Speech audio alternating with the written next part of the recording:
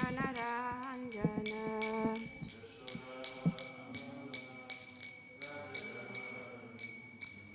Yashodanandana Vrayajanaranjana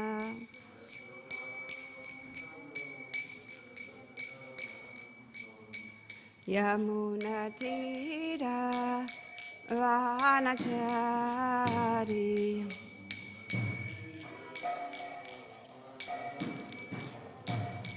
Jai Radha Madhava Kunja Vihari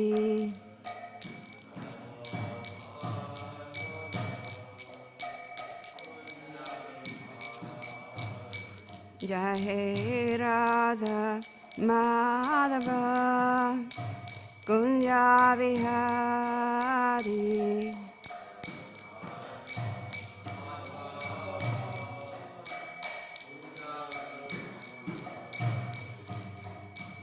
Gopiyanavalava Girivardhari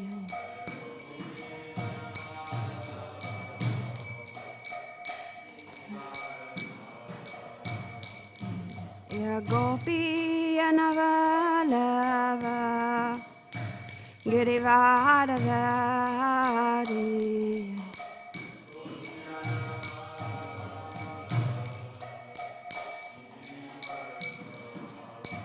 Yashodanandana Vrayajanaranjana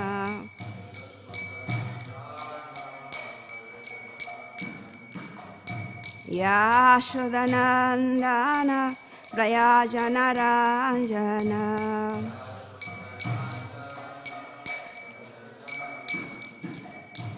Yamunatira Vanachari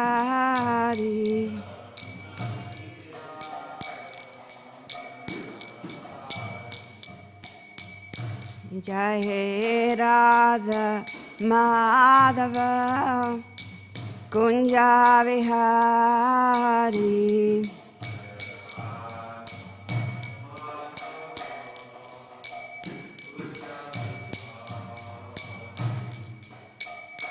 Hare Krishna Hare Krishna Krishna Krishna Hare Hare Hare Rama Hare Rama Rama Rama Hare Hare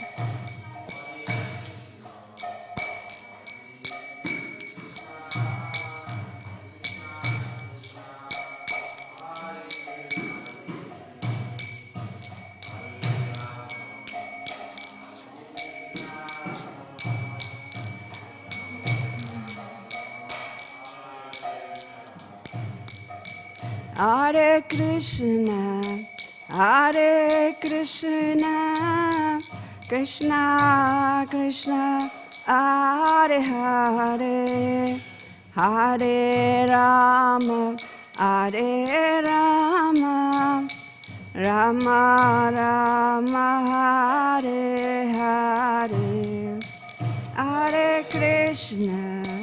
Hare Krishna Krishna Krishna Hare Hare Hare Rama Hare Rama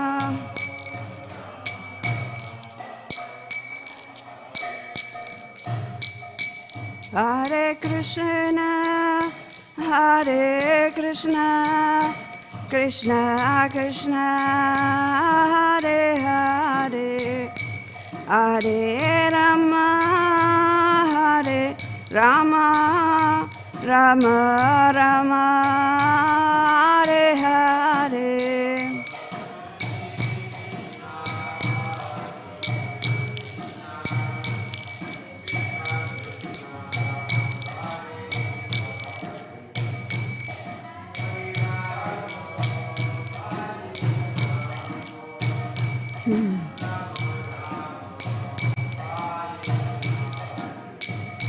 Hare Krishna Hare Krishna, Krishna Krishna, Hare Hare, Hare Rama, Hare Rama, Rama Rama, Hare Hare.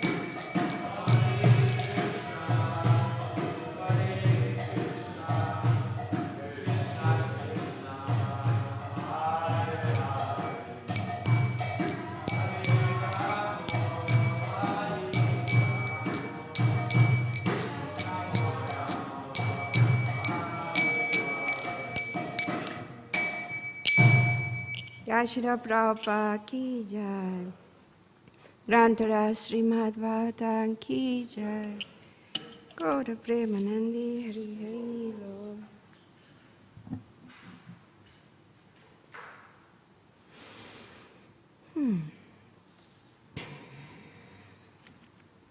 Thank you so much for being here today for the regular class of Śrīmad Bhāgavatam, our study, reading Śrīmad Bhāgavatam, Krishna in his literary form.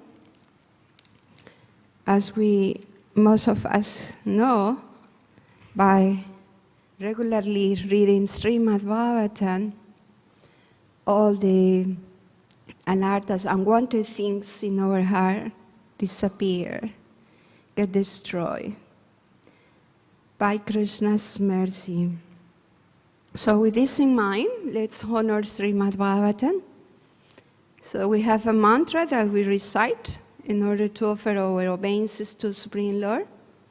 So please repeat after me. Om Namo Bhagavate Vasudevaya.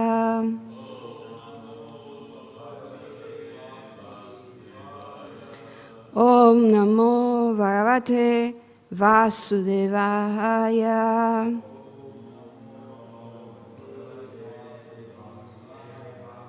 Om Namo Bhagavate Vasudevaya.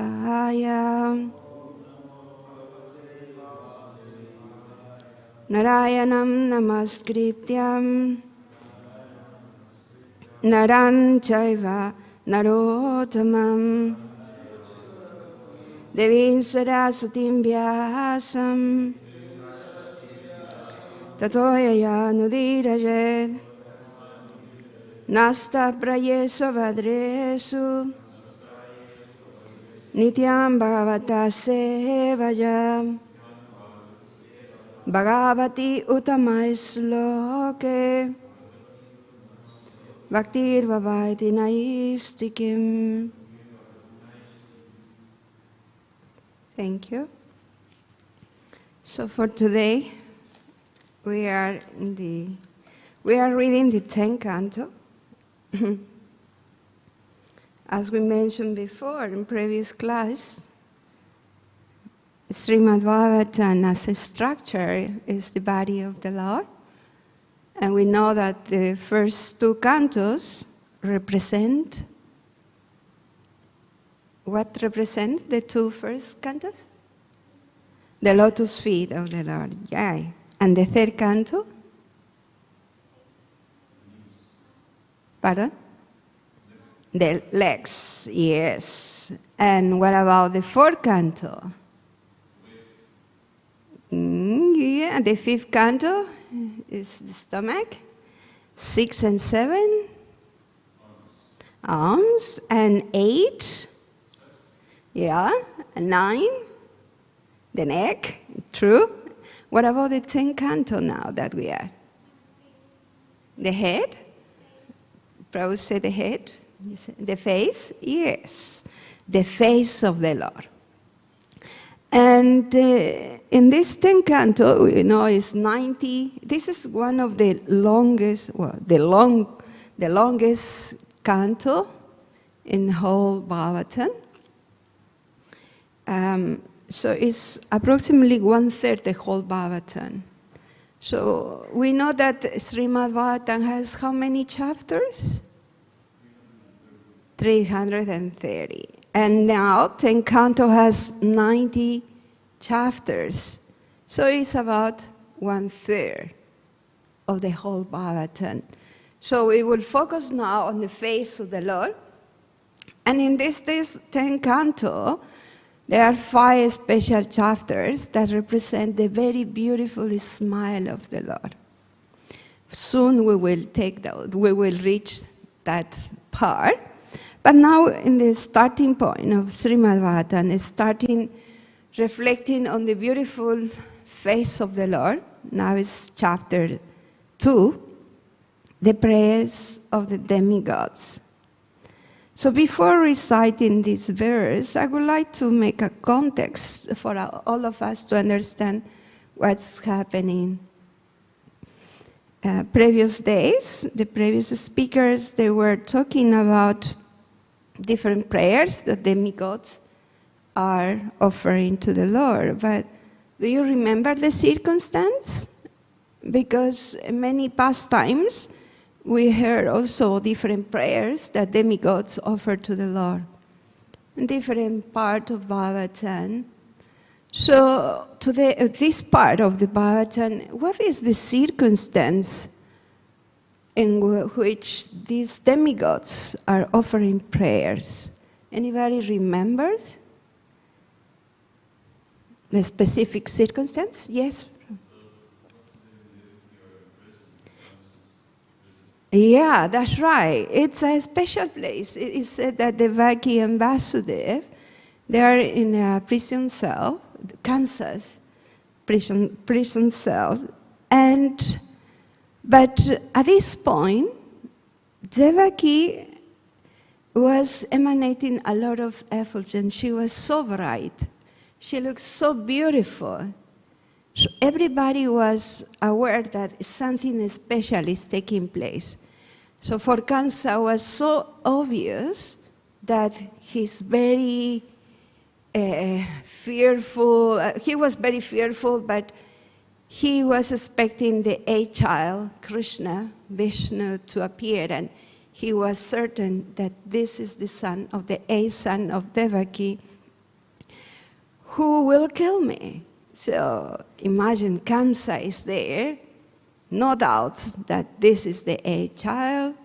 So Devaki is so effulgent and brilliant, so I need to kill her now. Better now, so if I kill her now, so everything will be free, or I will be free from the one who will kill me. But then he was thinking, no, if I kill her now, what everybody will think about me? This is not proper. So it's better, as soon as he takes birth, I'll come, I'll do the needful, I'll kill him. So that was his plan. So he left. At that point, it said that Lord Brahma, Lord Shiva, with other demigods, also sages like Vyasadeva, Narada, Kevala, they come, but in a very interesting way. When I read that part, I was like, wow, quite interesting. They came to see the Lord to this prison, to the cell where they were, Devaki and Vasudeva, but they were invisible. So that was quite interesting for me. In an invisible form, they came to see Devaki and Vasudeva, and especially at that time because they were sure that Krishna is in Devaki's womb. So in the invisible way, imagine that scene. Devaki is so brilliant, so effulgent, and invisible people all around there, even sages. And they started praying. But I was wondering if Devaki and Vasudeva were able to see them. What do you think? Because they were invisible. The other people, I guess the guards, they didn't see them. But Devaki and Vasudeva were able to see them. So that was my doubt when I was reading that part. And then I came across almost the last verse of the demigods' prayers when they give some assurance to Devaki and Vasudeva. And because it's kind of 12 prayers or 11 prayers that the demigods are offering. And at the end, they give Devaki and Vasudeva an assurance, say, oh, the Supreme Lord came to you, you're very fortunate. So by saying that, it means, to me, maybe you can help me to understand, Devaki and Vasudeva were able to see them. They were aware of the presence of the demigods and the sages in that moment. Is that right? If the demigods talk to them, so it means they were able to see them. What do you think? If Devaki and Vasudeva, they weren't able to see them, what would be the point that demigods will talk to them? What do you think? Or they were only able to hear the prayers, maybe? I'm not able to answer this question, and I thought maybe you can help me. But perhaps if we keep reading some acharyas, previous acharyas with their commentaries, they will help us to understand more. Okay, so this is the context. Demigods and in their invisible form are offering prayers to the Supreme Personality of Godhead. So they started by glorifying the opulence, the qualities of the Lord. You are the creator, everything emanates from you. You don't have beginning, you are the source of everything. So previous verses also we saw when they talk about the different forms of the Lord, different incarnations, they also started some points that personally I thought quite interesting, the method or the sequence of the prayers, because they first glorify the Lord, glorify the quality of His appearance, the purpose, and also they said the pure devotees of the Lord, glorifying the pure, it's almost 4 verses glorifying the pure devotees of the Lord. Out of almost 12 verses, 4 are glorifying the devotees, the pure devotees of the Lord. And that was quite interesting. Why they are glorifying the devotees? Because they are addressing to the Lord. So then, in a lecture that I was listening from Srila Prabhupada, Prabhupada mentioned it's like a father. If you want to please a mother or father, you have to talk to them about what is very dear for them. They will be very pleased if you glorify something that is very dear for them. So for Krishna, what is very dear? His pure devotees. So the demigods knew about it. So they want to please Krishna. So better to glorify to what is dear to him. So they glorify devotees, how they, by taking shelter in the lotus feet of the Lord, like it is compared to the boat that will help them to cross the ocean of nescience, these pure devotees, with all confidence, they get liberation. So because of the mercy of the Lord.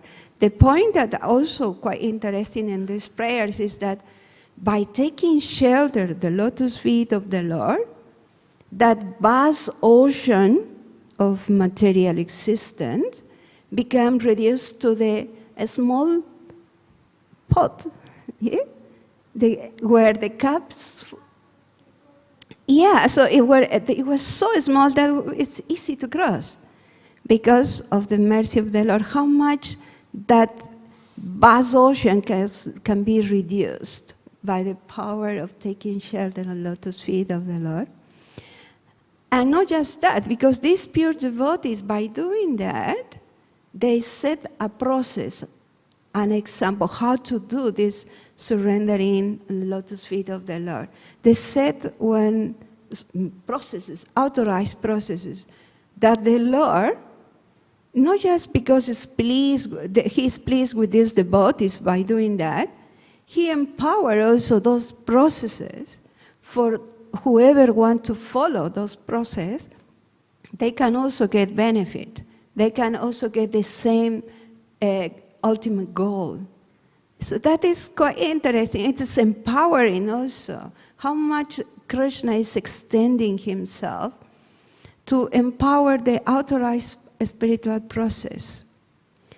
And then also glorify that even if a pure devotee, a devotee in his effort to surrender to the Lord, can even fall down. He perhaps commit some sinful activity, but if he remains practicing, taking effort and continue in this process, he should be considered a saint. Krishna is pleased. Krishna helped him. And he should be glorified. That is also, and it's also Bhagavad Gita, if you remember the verse of the Bhagavad Gita 9:30. So it's quite interesting how Krishna is so pleased with his devotees, empowering a process. So this glorification of devotees in this part, and then the demigods coming out a little bit more about the process, authorized process. And in my understanding, the verse that today we will read, by the way, it's 3 pages purport. Bear with me, please. So I thought we can read part and comment because it's quite long. All the hour will go in that way, I guess. So this part, it said that because of the appearance of the Lord, we are able to get discrimination, what is true, what is not, what is jnana, what is not jnana, big jnana and agyana. So because of the appearance of the Lord. That means that is the mercy of the Lord that empower us to get this understanding. So it's a little bit more philosophical. So today, verse 35. Sorry for the long introduction. So I just wanted to make sure if we are understanding what's happening, so we can perhaps understand better the text and be more conscious in what we are doing when we repeat the verse. Perhaps we can learn more. So it facilitates our study, our learning of learning Śrīmad Bhāgavatam. So today, text 35.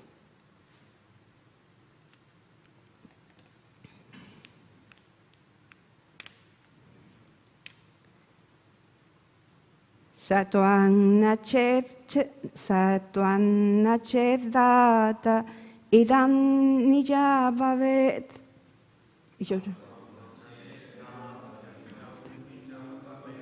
Sattvang nachedata idam nija bhavet.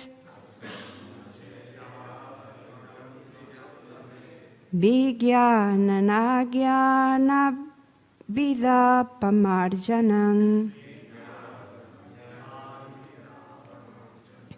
Vijnana jnanam vida pamarjanam. Guna prakasar anumijata bhavan. Guna prakasar anumijate bhavan. Prakashate jasya chajena vaguna. Prakashate jasya chajena vaguna. Sattvang nacheda taridang nija bhavet. Vijnana jnana vida pramarjanam. Guna prakasar anumijate bhavan. Prakashate yasya chajena vaguna. Sattvang nacheda taridang nija bhavet. Vijnana Jnana Vida Pramarjanam Guna Prakasaranumijate Vavan Prakashateja Syachaye Navaguna. Anybody would like to repeat, please?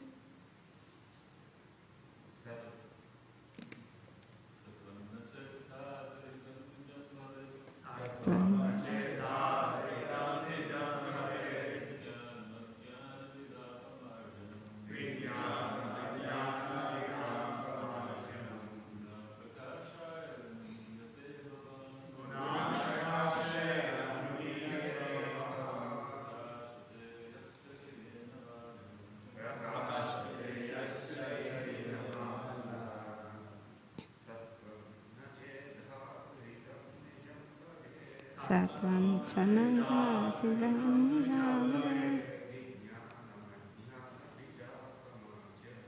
Vijnana Jnana Vida Pramarjanam Guna Prakasharanumijate Vavan Prakashateya Satate Gunavavam.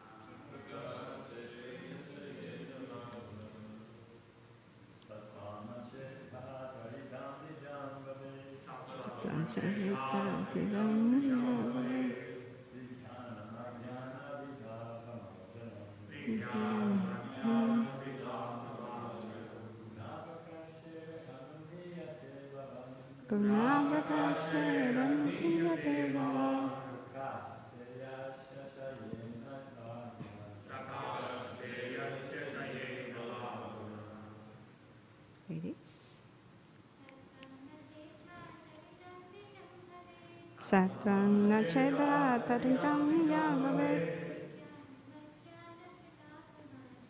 Vijnana Jnana Vida Pramarjanam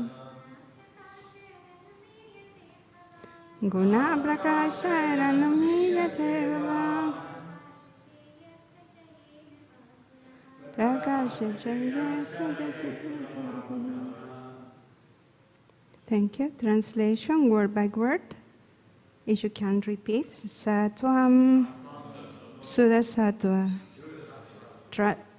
transcendental, Na, not, Chet, if, Data, or reservoir of all energies, cause of all causes, Idam, this, Nijam, personal, spiritual.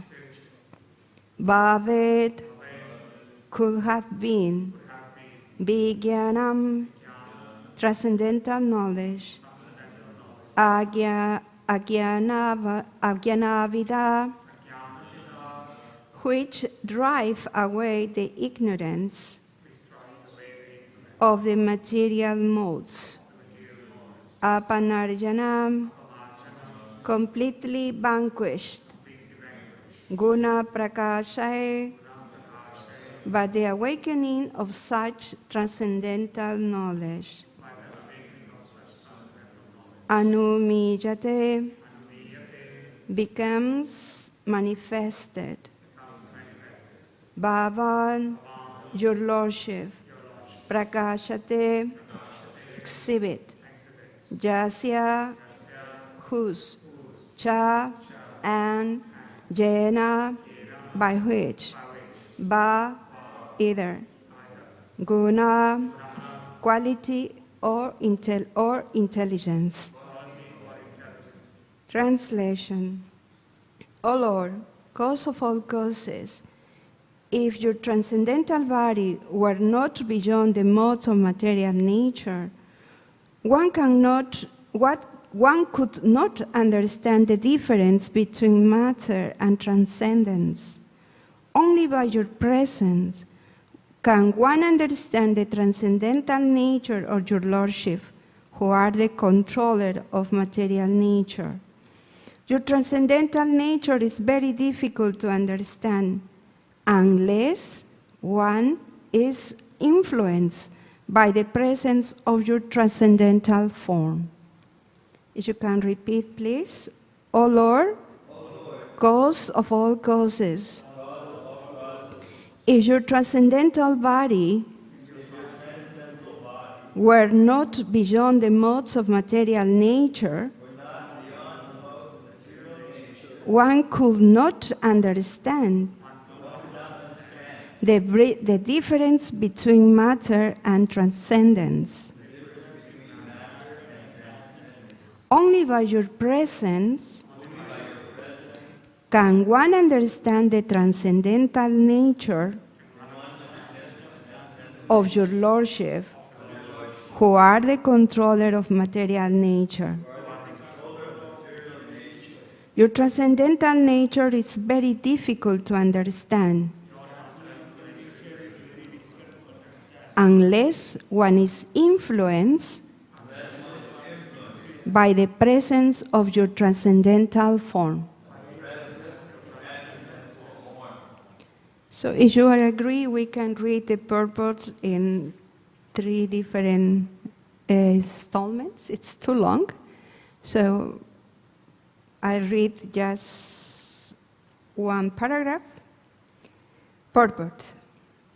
It is said, Traigunya Visaya Veda Nistraigunyo Bhavarjuna. Unless one is situated in transcendence, one cannot understand the transcendental nature of the Lord, as stated in Śrīmad Bhāgavatam 10:14-29. Atapite deva pradambujadvaja prasada kesha nugrihita evahi janati tattvam bhagavam mahino nachanyaneko pichiram bichimban. Only by the mercy of the Supreme Personality of Godhead can one understand Him. Those who are in the modes of material nature, although speculating for thousands of years, cannot understand Him. The Lord has innumerable forms, Ramadi, Mritusi, Kala, Nijamena, Tishtan. Unless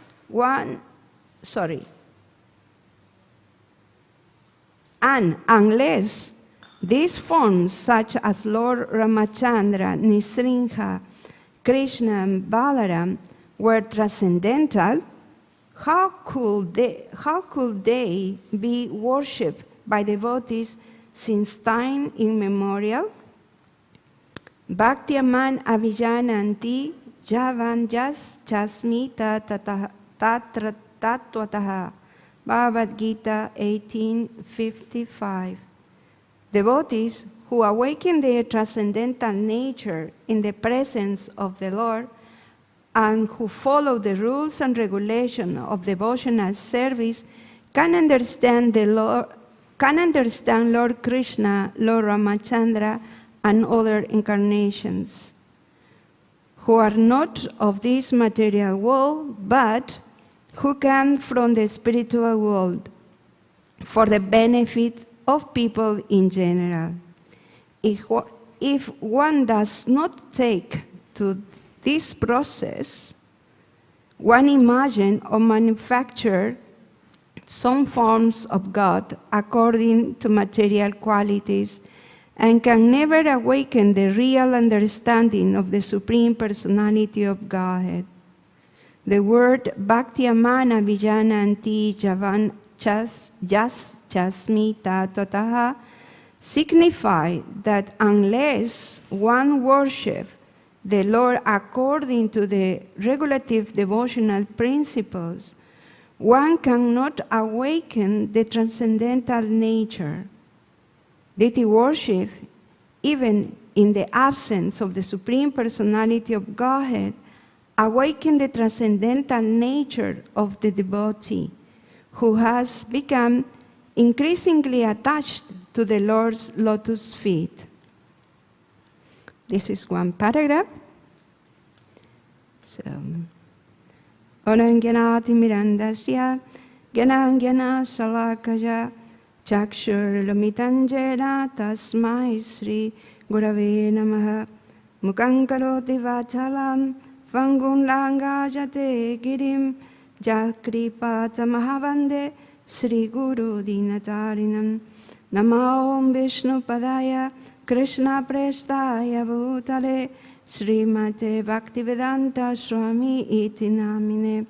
Namaste Saraswati Deve, Gauravani Pracharine, Nirvisesa Sunjavadi, Paschatya Deshatarine.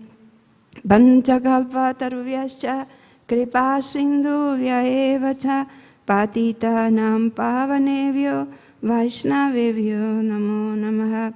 Jai Sri Krishna Chaitanya, Prabhu Nityananda, Sri Advaita Gadadhar, Sri Vas Adi Gaura Bhakta-vrinda. Hare Krishna, Krishna Krishna, Hare Hare, Hare Rama, Rama Rama, Hare Hare. Om Vishnu Padaya Krishna Prestaya Bhutale Śrīmate Sridhar Swami iti namine. Well, so this first part of the purport, as we mentioned before in the short introduction of the class, different ways in the prayers, demigods are trying to glorify Krishna, glorifying his devotees, and the process. So at this point, Prabhupada emphasized the same thing. Krishna, by his mercy, by his presence, only by his presence, a devotee, a sincere devotee, who is trying sincerely, following authorized process, get the influence of the Lord, get the opportunity to be empowered to understand the nature, the transcendental nature of Krishna and his activities, at what actually, who is him as well, no? Because the nature of being in this material creation, so we are under the influence of the laws, how this material nature is developed, it's working. And it's basically in the combination of, based on the combination of the three modes of material nature. So these modes of material nature, as Krishna in Bhagavad Gita said, and we hear many times, are very difficult to overcome. So it means we are in a conditional state, remember, under this influence means illusion. Previously a devotee, it was, I think, Sri Chaitanya Prabhu, he nicely took us the different levels of ignorance, how Maya covers us in this, while we are in a conditional state. First, it's getting confused because we don't understand who we are, so we misidentify ourselves with the body and the mind. Then we extend our illusion, trying to identify ourselves with whatever is around us, our belongings, and then again, with whatever happened to them, we feel affected. It's different levels of how the illusory energy of the Lord covers us. So there is no chance for us to understand, in that state, to understand transcendental topics. What about understanding the Supreme Personality of Godhead? Because we don't have proper understanding ourselves, so how we will be able to understand the Supreme Personality of Godhead with all his transcendental qualities without a higher influence or higher help that we can have? Because by our own, this is not possible. So Krishna himself has to do that work. And we read in previous verse that these acharyas, they already established authorized process. Because they already, by practicing that, they obtained the success. They were successful in their process of liberation, achieving the goal of life. So that process, if we follow that authorized process, we will be able also to achieve the same benefit. And this is explained here.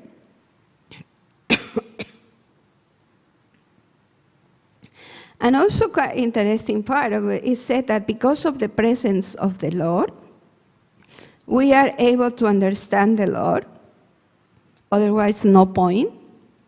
But even in the absence of the Lord, there is another form of the Lord that if we engage in service, sorry.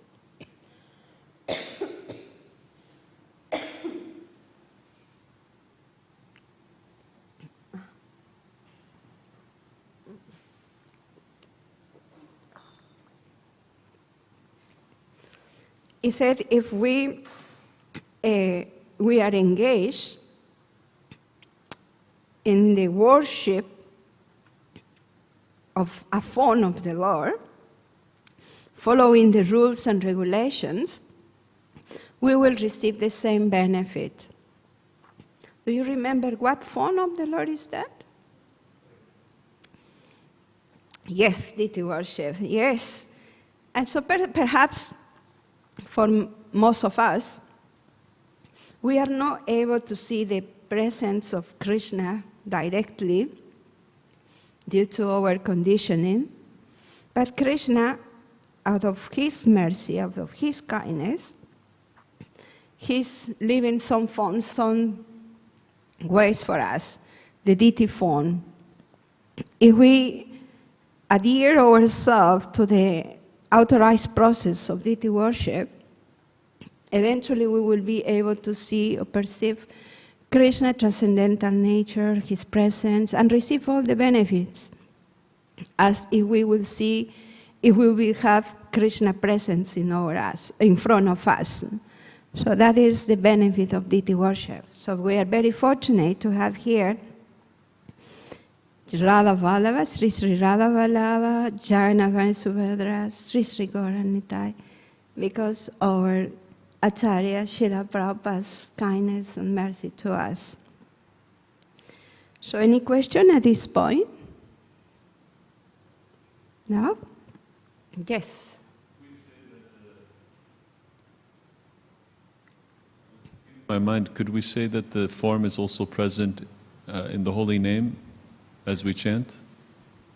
Yes, that's true, Prabhu. Thank you so much for pointing out that. It said that the mercy of the Lord comes in two forms. One is internal form, and the other external form, how the mercy of the Lord is manifested. Internally, it said that because Krishna is in our heart, Chaitya Guru, Paramatma, Super Soul, internally Krishna's mercy is manifested when he gave us clarity and certainty. Our mind, I don't know if you have the experience when you're trying to connect with the Lord, pray, you have in your heart some kind of, we say, intuition. Somebody can say intuition. It's because Krishna's mercy is giving us direction, clarity, understanding of the circumstance. It's Krishna's mercy internally. And the external form, how the mercy of the Lord is manifested, is through, as Prabhu mentioned, the holy name. Three things: the holy name, the Shastras, and devotees. That is the way how the mercy of the Lord is manifested in our life. That answer your question, your comment? I also wanted to know about maybe for advanced devotees, they can see the form of the Lord when they chant the holy name? Yes, of course, definitely. It's said because the point here is that because of the presence of the Lord in our life, we awaken the real understanding or real knowledge. That's awakening in us. So it's proportional. How much you are giving chance to Krishna to help you.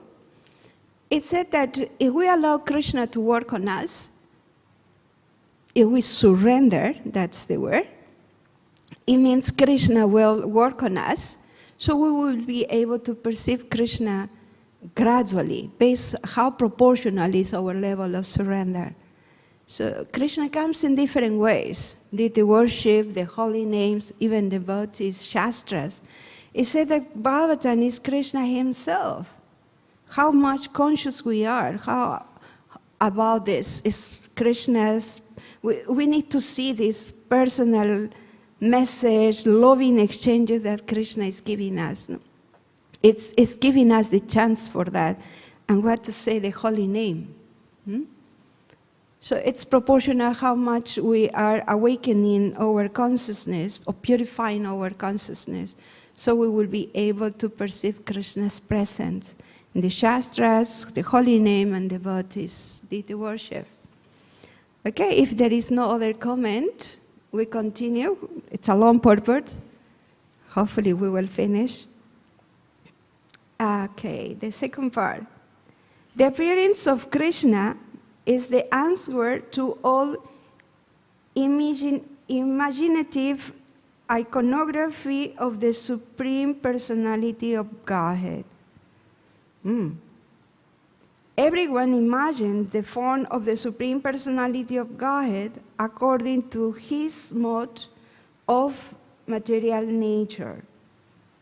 In the Brahma Samhita, it is said that the Lord is the oldest person. Therefore, a section of religionists imagine that God must be very old, and therefore they depict a form of the Lord like a very old man.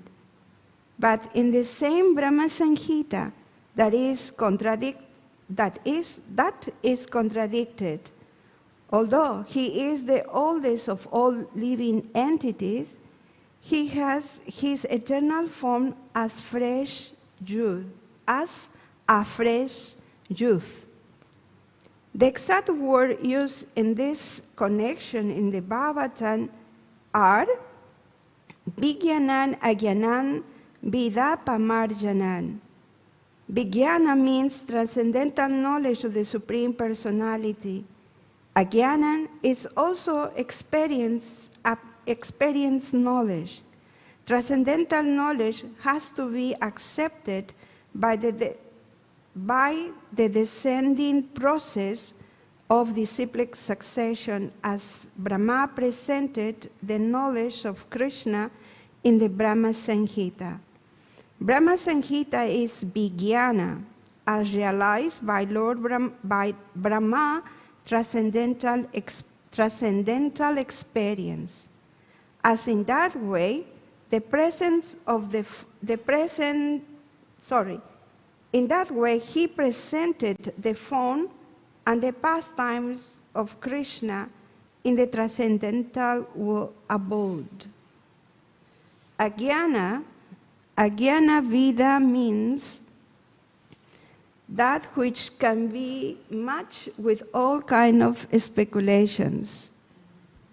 In ignorance, people are imagining the form of the Lord.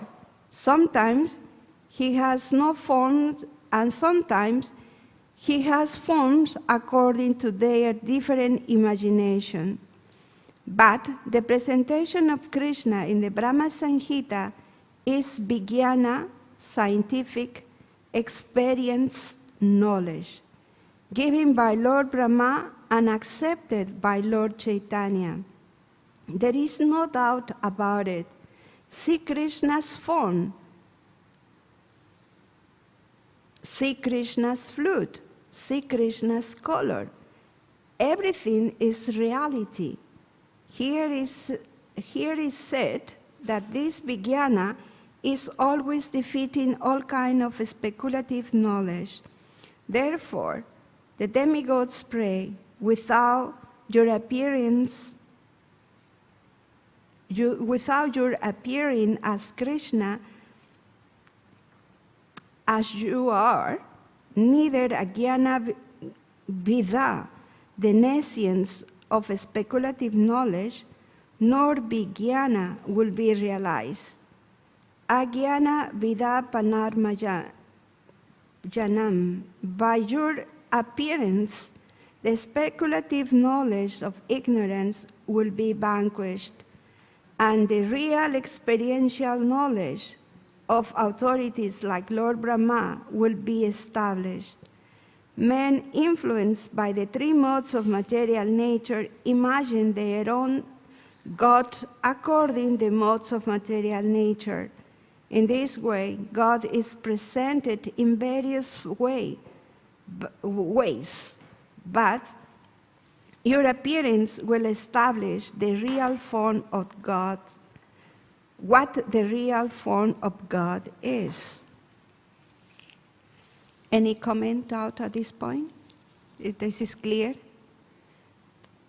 Because Krishna appearing physically, all evidence, so whatever the authorized acharyas is confirmed, and whatever speculative knowledge is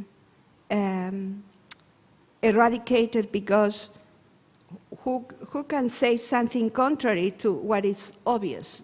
Krishna is present, so if somebody imagine different forms of the Lord, when they confront the imagination with what is real, how is Krishna, so whatever misunderstanding or misconceptions can be eradicated.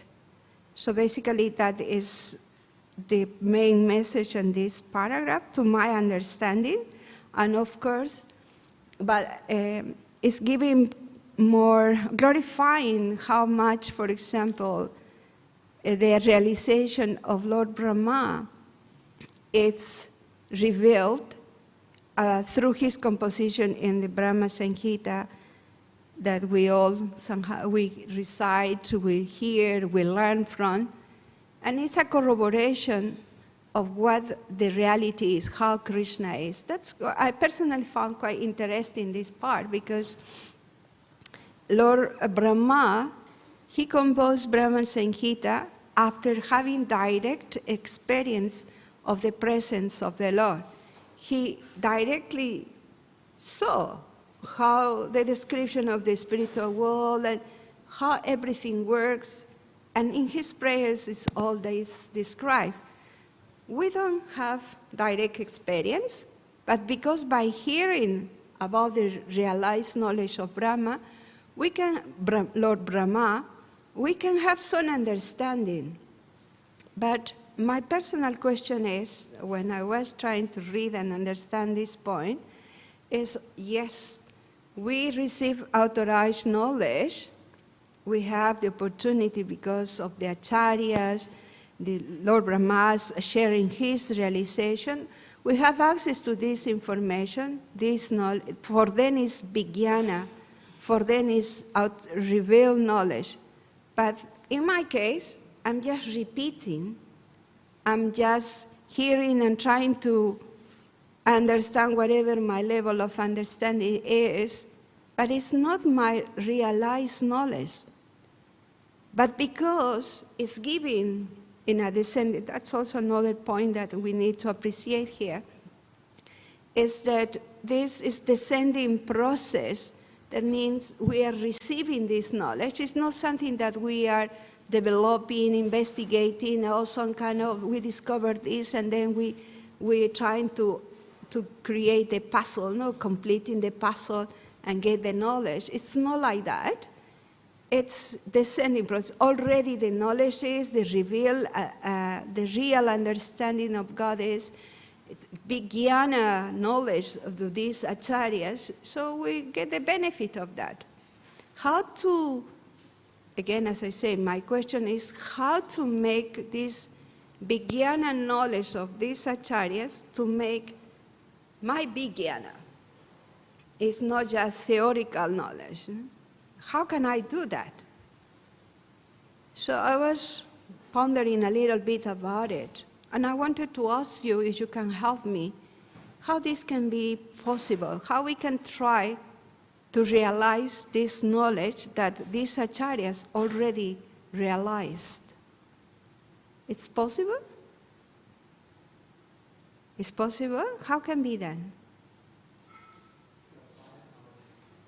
Pardon? To apply the knowledge. How we can apply, for example, the prayers of Brahma Samhita. How can be that?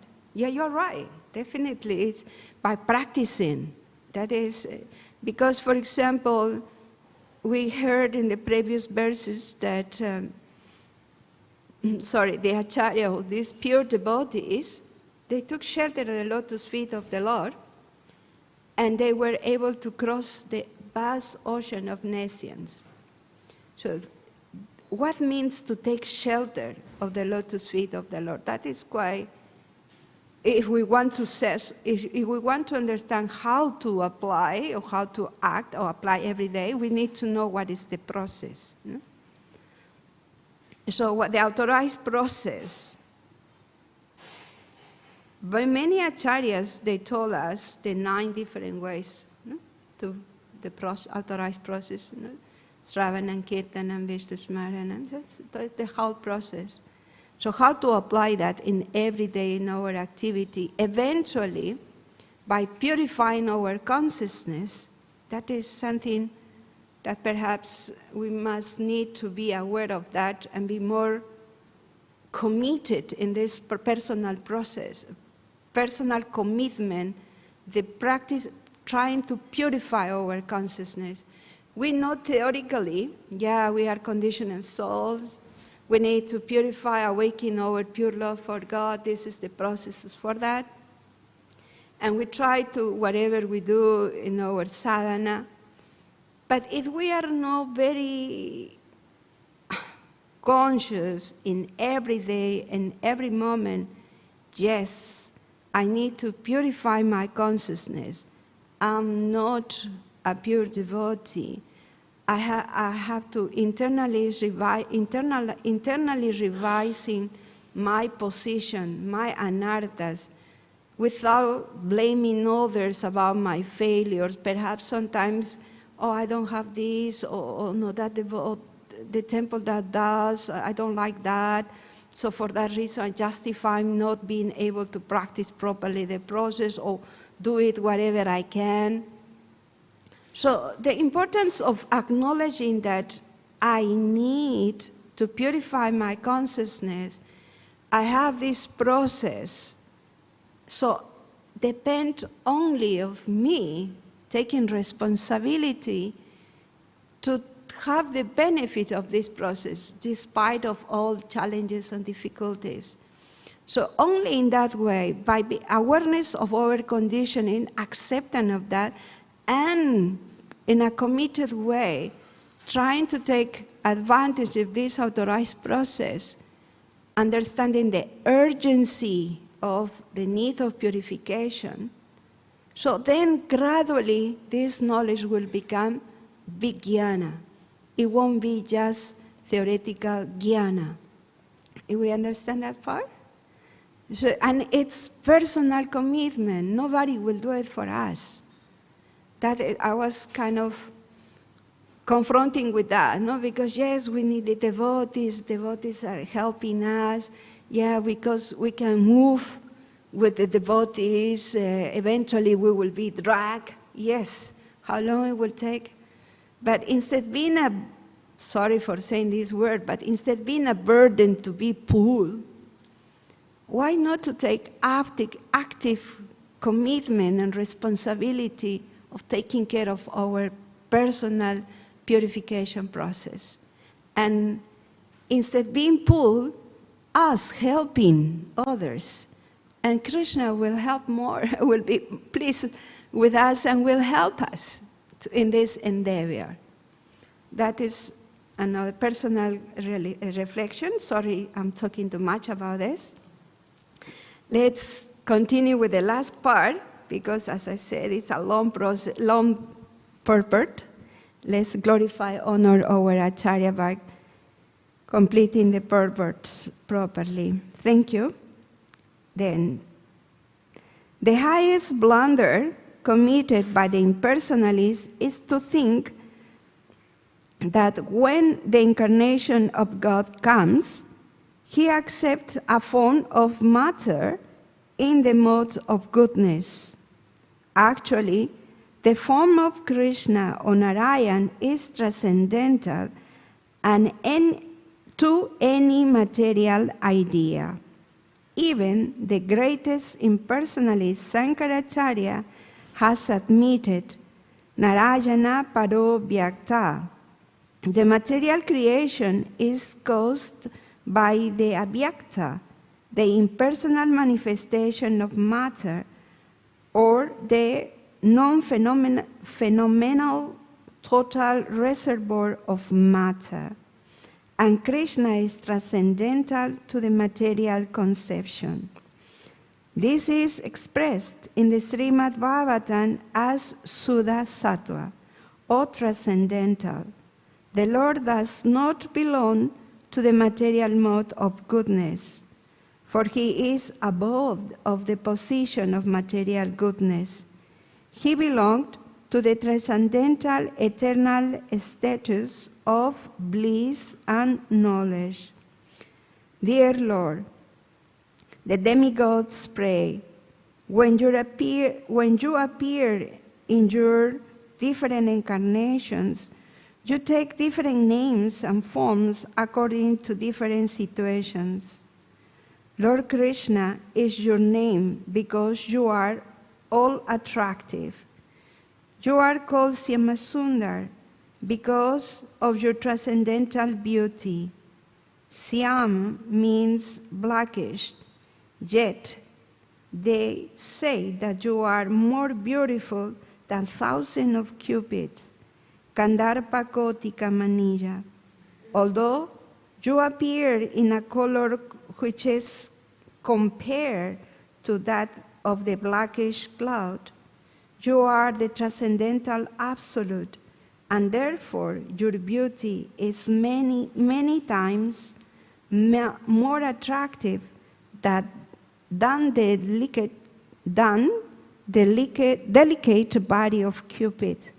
Sometimes you are called Giridhari because you lifted the hill known as Govardhan. You are sometimes called Nandananda, or Vasudev, or Devaki Nanda, because you appear as the son of Maharaj Nanda, or Devaki, or Vasudev. Impersonalists think that your many names or forms are according to a particular type of work and quality because they accept you from the position of material observer. Our dear Lord,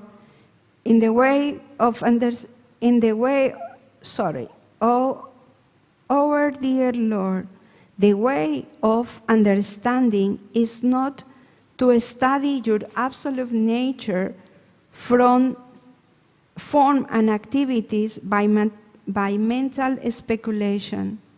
One must engage himself in devotional service. Then one can understand your absolute nature and your transcendental form, name, and qualities. Actually, only a person who has a little taste for the service of your lotus feet can understand your transcendental nature of form and quality.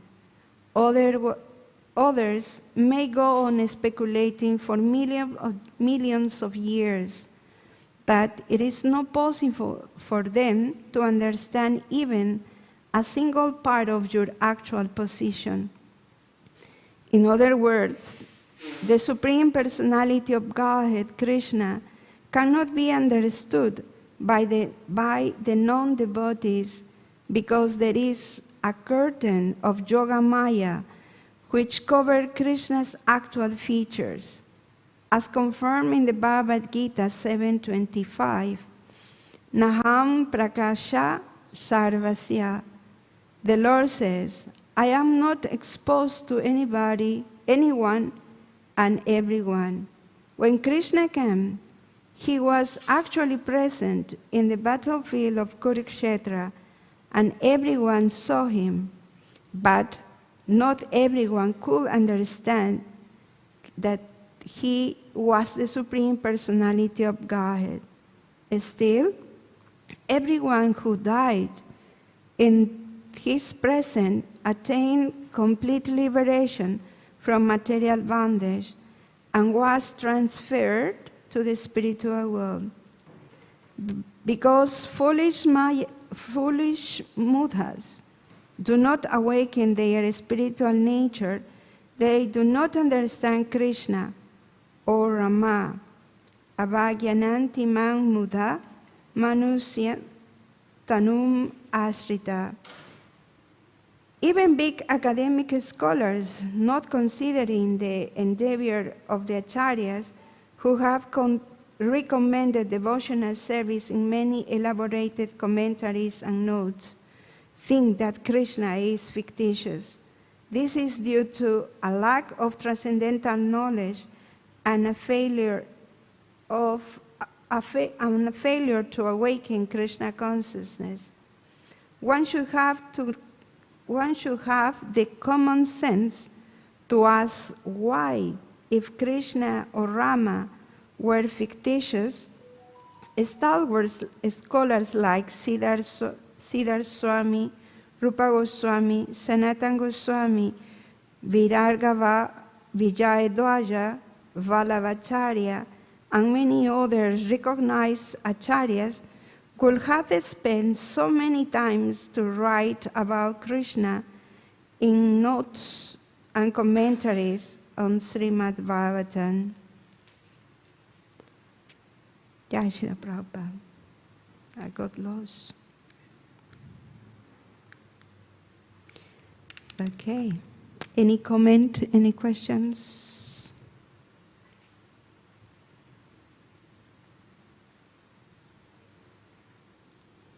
Yes, Prabhu. Sure, Prabhu.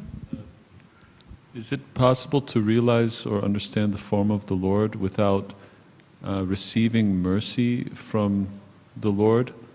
Can we do it by our own endeavor, by becoming very pure by our own practice? Or how does that work? Do we become aware of the Lord's transcendental nature before becoming self-realized, or only after the Lord gives His direct mercy? Yeah. I think in the beginning of the class we were talking about the importance of because this verse is clearly established that because of being influenced by the presence of the Lord, we are able to have jnana, vijnana and jnana only because of the influence of the presence of the Lord. And also we were commenting that how this material life, material nature works is that all of us, we are here, we're under the cover of Maya and the three modes of nature. So we are in ignorance. That's something that we need to acknowledge and recognize and accept. So there are different layers of our covering, of our ignorance. So the first one is that we don't know who we are. If we don't know who we are, so we misidentify ourselves with the mind and body. So starting from that point, that is a premise, wrong premise, so whatever you can build based on that, it will be wrong, it will be failure. So it's not real. So in that way, no chance to get proper knowledge, get purified, and realize even Krishna by our own endeavor. Because the very basic, the foundation of our material existence, based on wrong understanding of ourselves, so that is limiting us for that, if we are starting from that point. Yeah? So I think that answered the question. Yeah? And yes? Hare Krishna. I like to know the difference between the transcendental nature and the transcendental body. Like, can you please explain, like, the quote of the day? Like, I'm not understanding what does transcendence mean. Like, what is transcendental? Transcendental. Yeah. Yes, we mentioned that how the material nature works, the three modes of nature and illusion. Yeah. Transcendental means going up to that, above of that. Oh. Free from the modes of nature, Oh. free from the illusory energy of the Lord. Oh. Okay. So being transcendental means that, Like, above that. like higher consciousness. Higher consciousness, yes. But one point that, sorry, anything else could you like to say? Can you please explain, like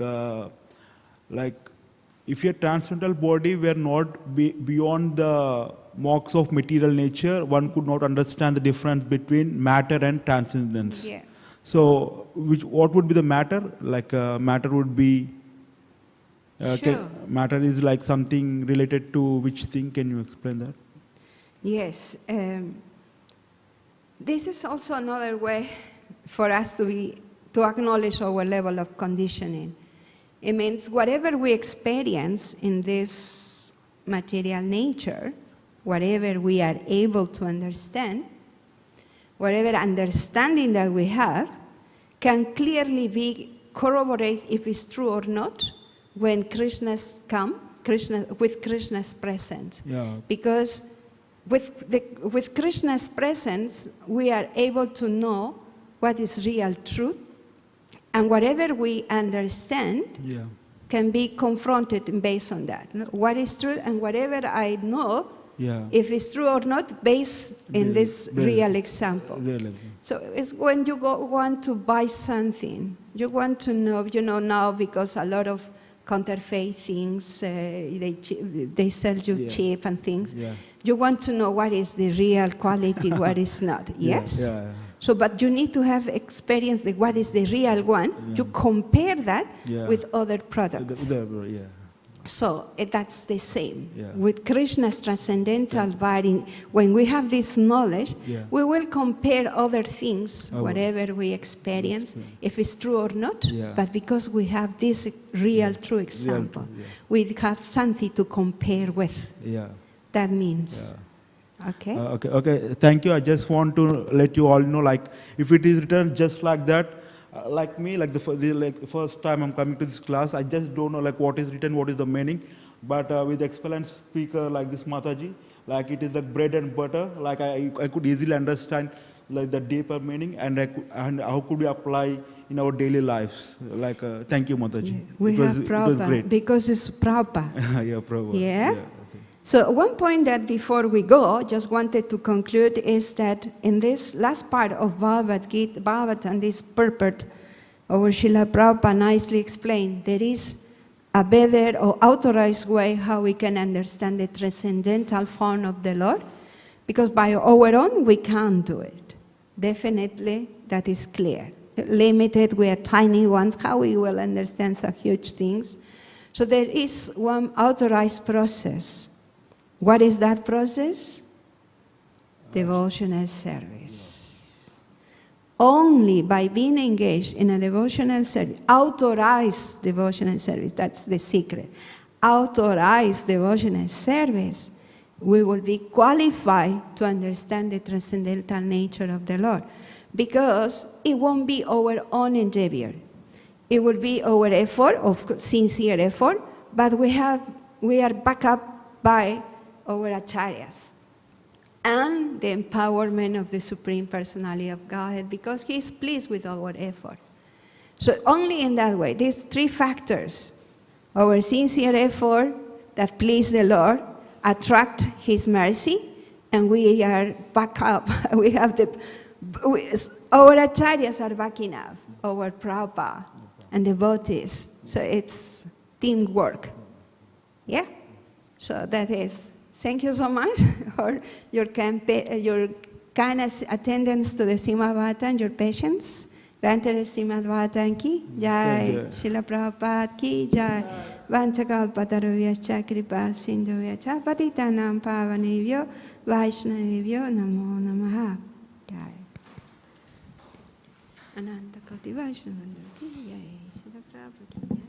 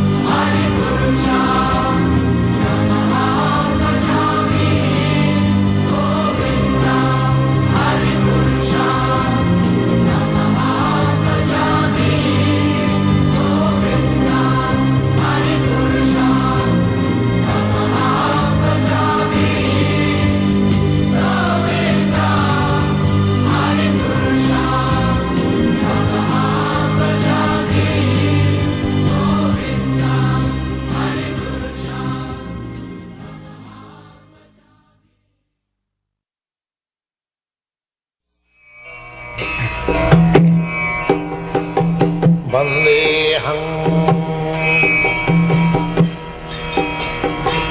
Shri Guru Shri Juta Padakamalam Shri Gurun Vaishnavansam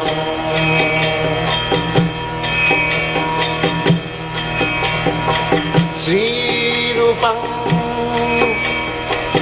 Chakrajatam Sahagana Raghunathanvitam Tvam Sajivam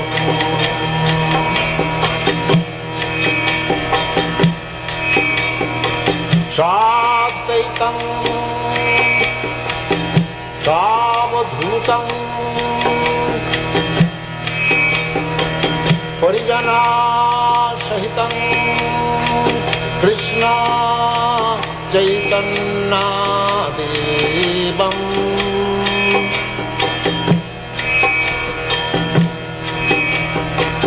Shri Radha Krishna Padam Sagana Lalita Shri Vishakhanitanstam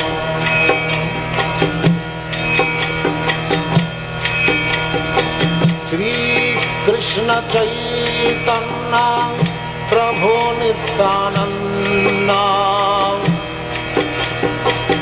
Shri Advaita Gadadhar Shivasadi Gaur Bhakta Vrinda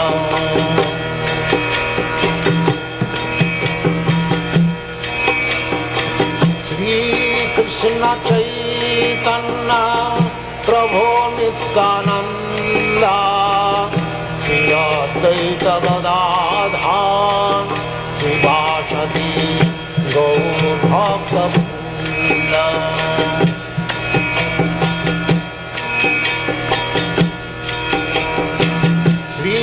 Krishna Chaitanya Prabhu Nityananda Shri Advaita Gadadhar Shivasadi Gaur Bhakta Vrinda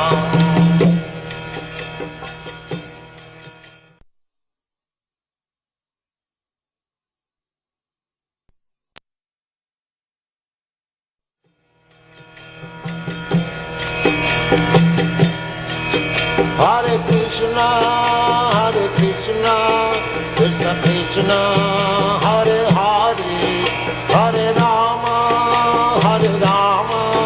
Rama Rama, Hare Hare. Hare Krishna, Krishna Krishna, Hare Hare, Hare Rama, Rama Rama, Hare Hare. Hare Krishna, Krishna Krishna, Hare Hare, Hare Rama, Rama Rama, Hare Hare. Hare Krishna, Krishna Krishna, Hare Hare, Hare Rama, Rama Rama, Hare Hare. Hare Krishna, Krishna Krishna, Hare Hare, Hare Rama,